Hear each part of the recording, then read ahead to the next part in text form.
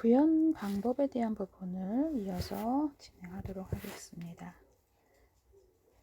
구현 방법은 유아에게 보다 재미있고 실감나게 동화 구현을 하기 위해서 교사가 어느 정도의 준비를 해야 하는데요.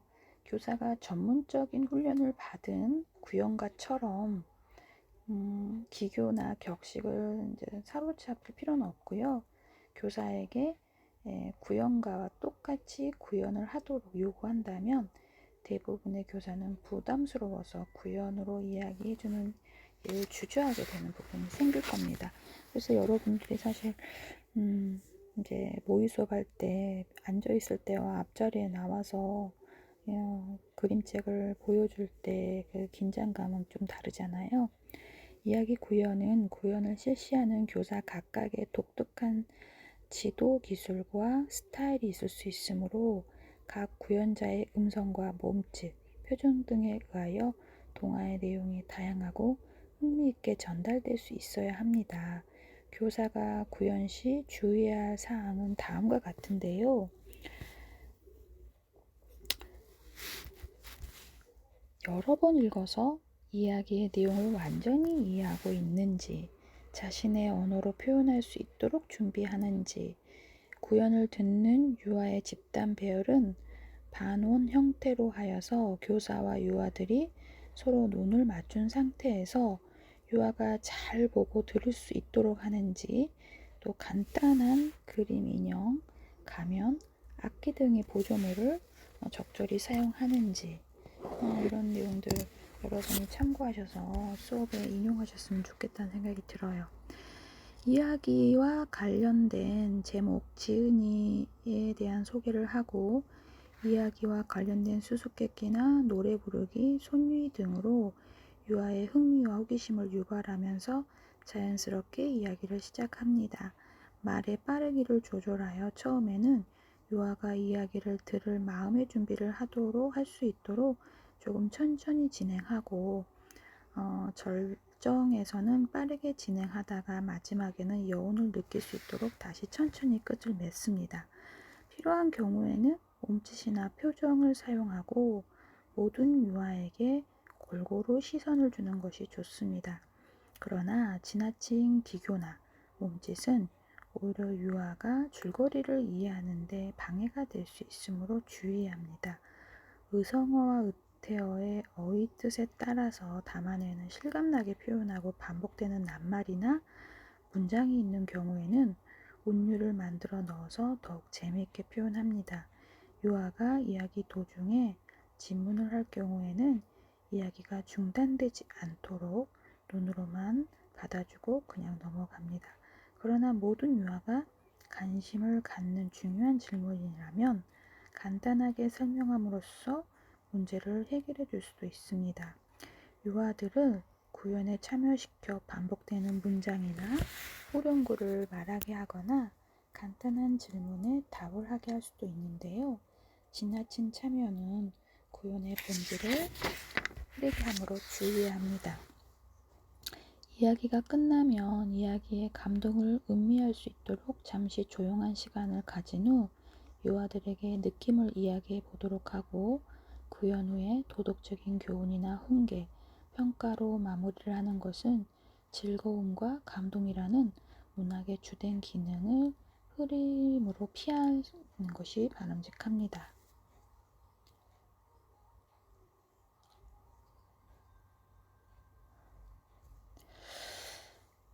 그림을 이용하여 동화를 들려주는 부분을 살펴볼게요. 유아교육 현장에서 유아에게 문학작품을 소개할 때 가장 많이 사용하는 매체는 그림입니다. 아직 글을 읽는 일이 쉽지 않은 유아에게 가장 익숙한 책은 그림책이고 유아의 주의 집중도나 흥미를 높이기 위해서 가장 많이 활용되는 것도 바로 그림이지요.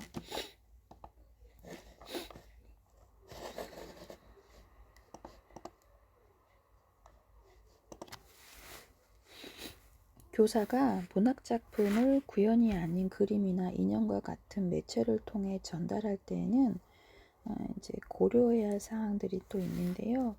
그 세 가지가 원작의 질을 유지할 수 있어야 되고, 매체의 특성을 가장 효율적으로 이용할 수 있는 방식을 택해야 되고, 이화가 원작에 대해 흥미를 갖도록 할 수 있어야 합니다. 다른 연령대에서와 달리 유독 유아교육에서 다양한 전달 매체를 중요하게 여기는 이유는 유아의 경우 관념적이고 추상적인 언어로만 문학작품을 전달받고 이해하기에 사고 한계가 있기 때문이죠. 동화 제시 방법은 유아의 연령에 따라서도 차이가 있을 수 있는데, 유아의 연령이 높을수록 동화 구현이 효과적이고 연령이 낮을수록 그림 동화가 효과적이라는 연구도 있습니다.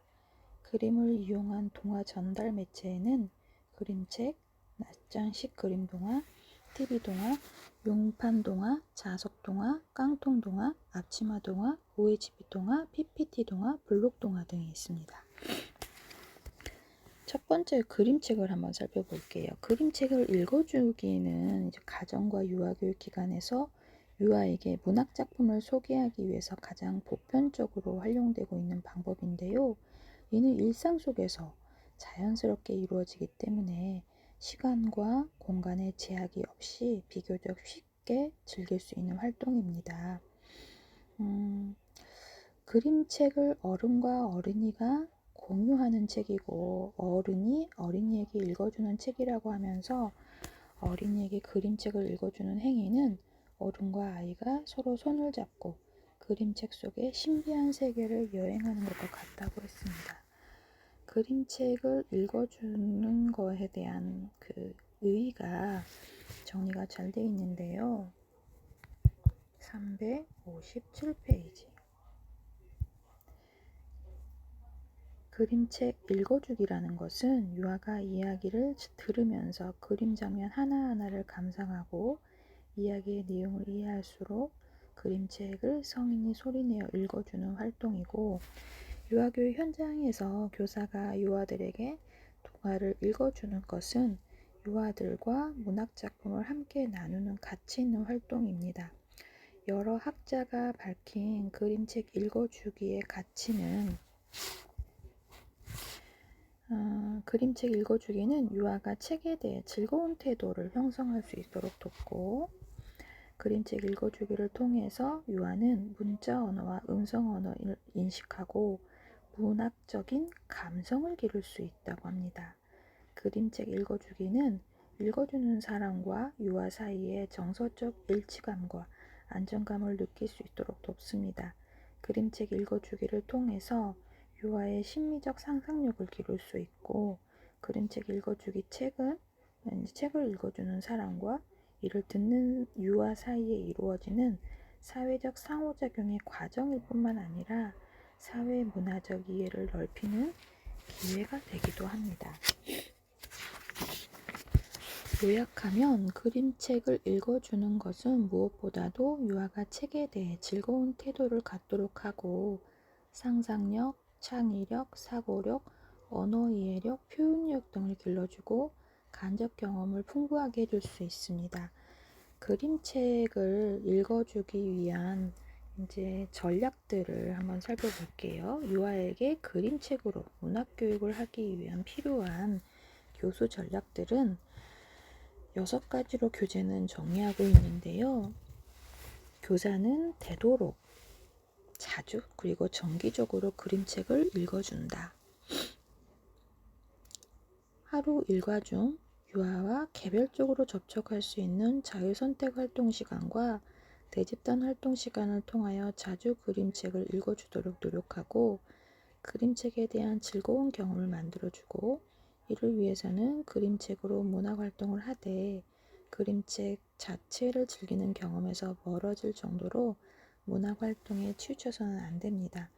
유아가 그림책 그 자체로 재미있다는 것을 느껴야지, 그림책을 읽을 때마다 부과되는 활동을 함으로써 부담을 느껴 그림책에 대한 즐거움이 줄어들어서는 안 되지요. 유아의 다양성을 수용하고 격려해야 되고, 유아가 그림책을 선택할 수 있도록 해주고, 또 그림책을 읽어준 후에 하고 싶은 활동도 선택할 수 있도록 배려합니다.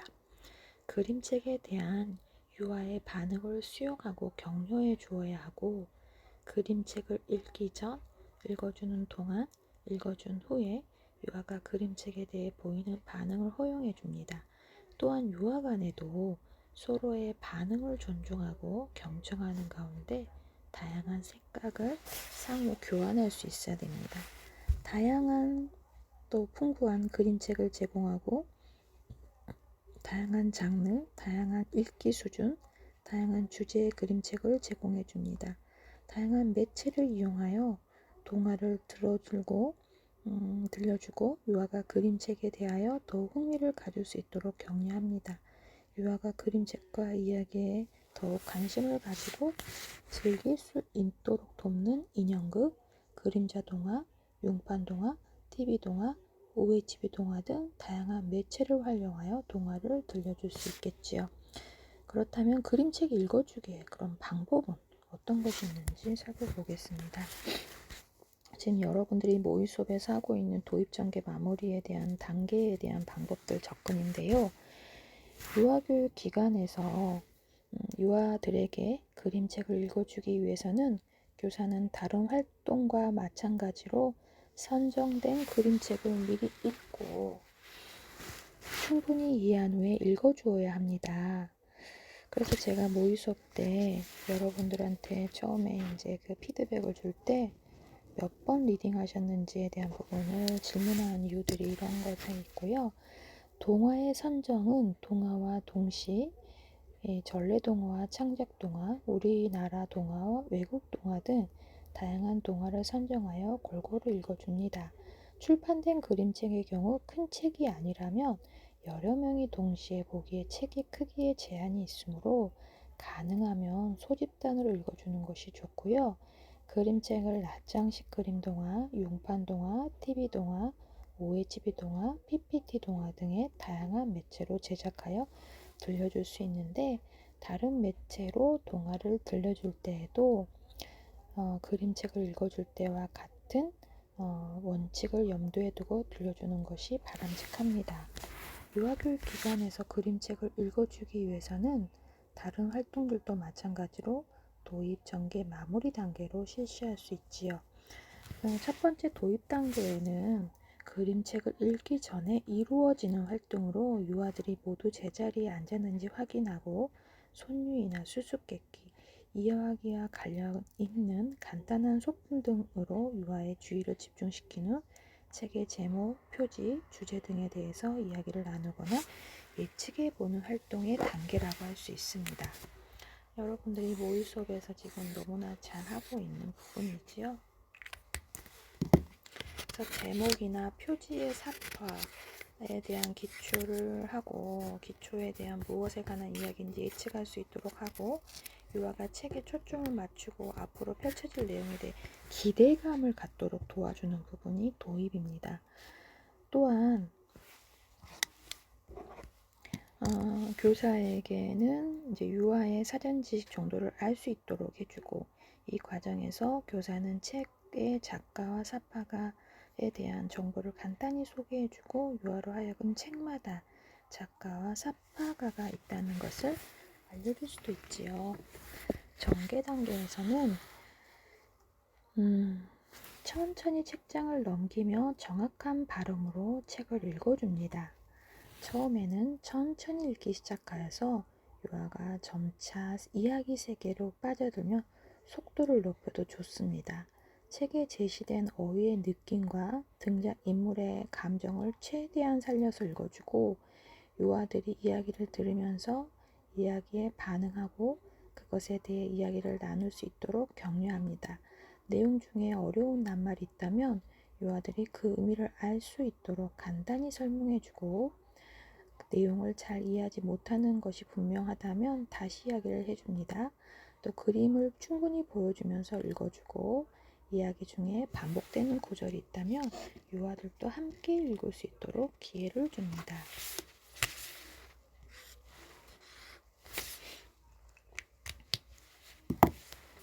마무리 단계에 대한 부분으로 도입 전개 마무리에 대한 세 번째 단계는 유아들과 함께 줄거리를 이해하고 기억하기 위해서 이야기의 내용을 말로 짧게 요약해보고 간단한 질문과 토론이 이루어질 수 있습니다.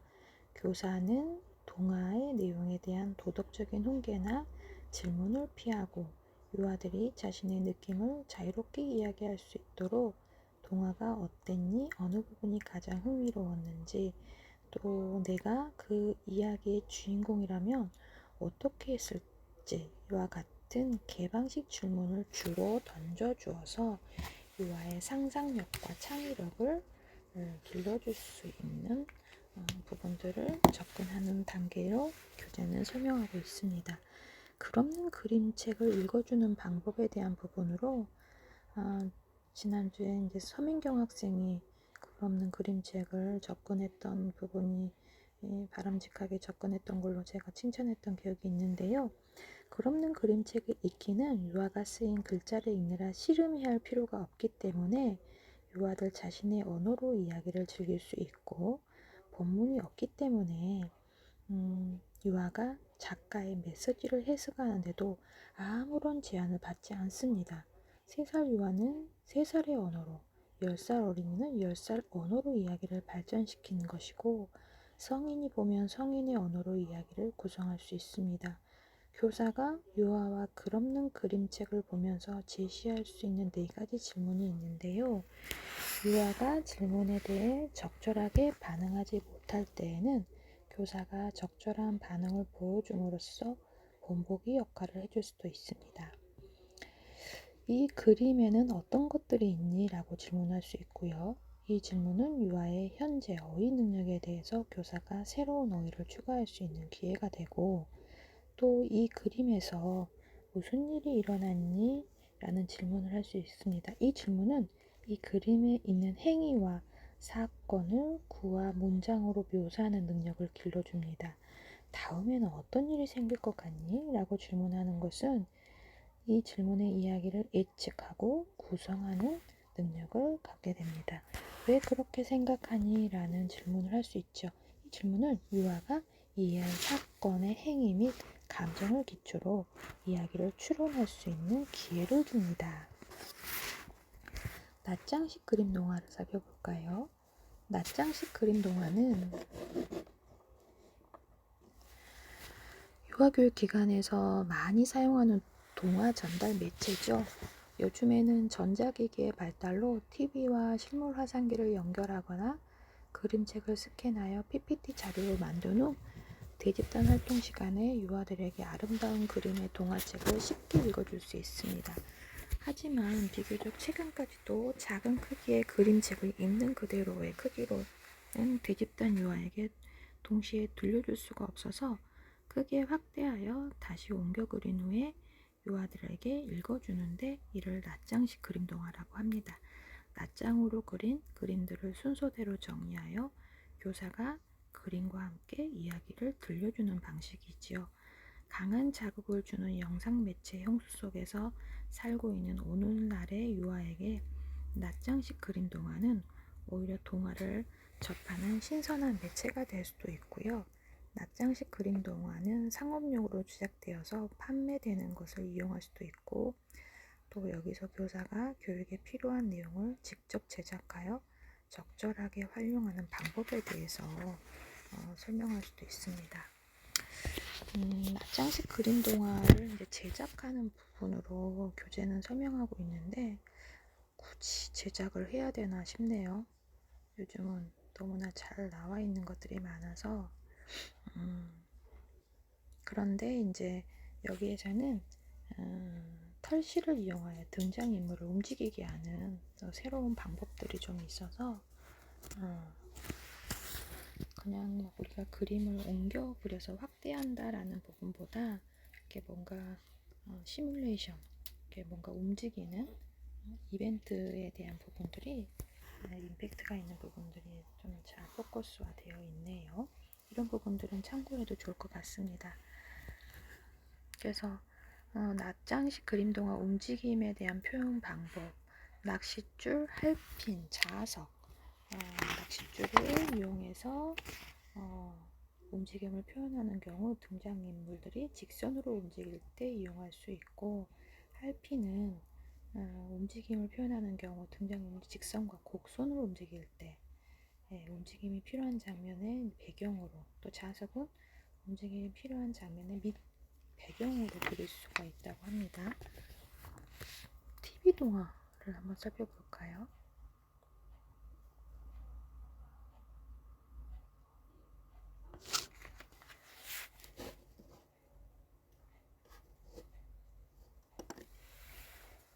TV 동화는 그림 극식 동화로 TV 동화의 상자와 같은 틀을 이용해서 그림을 보여주며 이야기를 들려주는 것들이 있는데요. 요즘 이렇게 막 만들어서 하진 않는데, 이제 뭐 유치원에 취업해 보시면 알겠지만, 창고에 이제 저기 구석에 위에 천장에 먼지 쌓여 있는 텔레비전 상자 같은 모양들의 틀이 한 대씩 있을 겁니다. 어떤 선배가 만들어 놓은, 선생님께서 고생해서 만들어 놓은 거를 버리기는 아깝고, 근데 좀 이제 낡고 먼지 쌓이면 안 쓰게 되는 부분이 있는데, 그래서 사용되는 그림이 낱장식 그립 동화인 경우에 TV 동화 틀에 그림을 끼워 넣고 옆이나 위쪽으로 그림을 한 장씩 뽑아내면서 이야기를 해주고, 두루마루 그림, 이제 그 두루마루 휴지 같은 그런 롤을 만들어서 그림을 그린 경우에 그림을 TV 상자에 고정시키고 한쪽에 다른 쪽 방향으로 종이를 감아가면서 동화를 들려줍니다. TV를 닮은 입체적인 상자는 유아의 관심을 끌 수도 있고, 두루마리식 동화는 한 장면 한 장면이 끝날 때마다 그림이 한쪽 방향으로 감겨 들어가므로 유아가 재미있어 합니다. TV 동화를 제작할 때 적합한 동화의 조건은 낱장식 그림 동화와 같아서 어떠한 동화라도 제작이 가능하고요. TV 동화는 먼저 TV 모양의 틀을 만든 후에 TV 동화 틀 속에 넣어서 들려줄 동화를 만들고 틀에 끼워 들려주면 됩니다. 그래서 두루마리식 TV 동화의 제작 과정은 우리 교재 페이지 367페이지에 나와 있는데, 저는 굳이 여러분들이 혼자 가서 이런 거 만들면서 고생하지 않았으면 합니다. 좋은 건 전자매체를 이용하는 책들로 안내되어 있는 것들이 많기 때문에 수업 준비할 게 얼마나 많은데 이걸 만드시는데 고생하지 않았으면 좋겠다는 생각이 들어요. 다만 창고에 만들어져 있다면 그거를 어떻게 제시하는지 주의할 부분들은 알려드릴게요. 교사는 동화를 들려주기 전에 동화를 미리 여러 번 읽어서 동화의 내용을 충분히 이해한 후에 들려주어야 합니다. TV 동화를 들려주기 위해서는 전체 유아들이 모두 볼 수 있는 위치와 거리의 높이를 고려하여 TV에 동화 틀을 배치합니다. 교사의 얼굴이 TV 동화 틀에 가려지지 않고 유아들과 시선을 마주하고 유아들의 반응을 살펴가며 이야기를 들려줍니다. 낱장식 그림 동화와 같이 그림만 다시 보여주고 싶을 때에는 유아들이 보는 앞에서 거꾸로 감으면서 기다리는 동안 지루해하지 않을 수 있도록 TV 동화 틀을 그림이 보이지 않는 상태에서 돌려감은 후에 처음부터 다시 보여주는 방법들이 있습니다. 여러분들이 현장에서 잘 사용하는 융판 동화는 한번 자세히 좀 살펴볼까요? 융판은 유아교육 기관에서 동화, 동시, 이야기 나누기, 게임 등과 같은 대집단 활동 시에 가장 빈번하게 활용되는 매체입니다. 대부분의 교실에서 한 면에 융판이 있고 다른 면에 자석판이 있는 이제 게시대가 있어서 교사와 유아들이 손쉽게 다양한 자료를 활용할 수 있는 매체가 되는 부분이 있는데, 융판 동화는 교사가 미리 이야기를 외워 구연으로 이야기를 들려주면서 배경이나 등장 인물을 따로 만들어 이제 필요한 부분에서 융판 위에 붙이거나 떼어내면서 이야기를 들려주는 방법이 있습니다.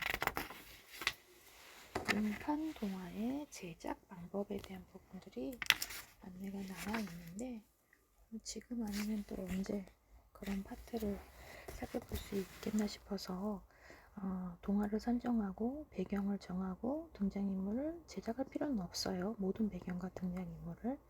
그래서 이야기의 줄거리, 대화하는 인물에 따라 얼굴 방향을 고려해서 제작하고 또 여러 방향에 바라보는 장면이 연출되어서는 안 되기 때문에 각각의 그림을 그려서 우리는 벨크로 테이프를 붙이고 벨크로 테이프 용판에 남아있지 않도록 단단히 붙여야 되겠죠. 그래서 이제 그 뒷면에 제시되는 순서에 대한 번호를 매겨야 됩니다.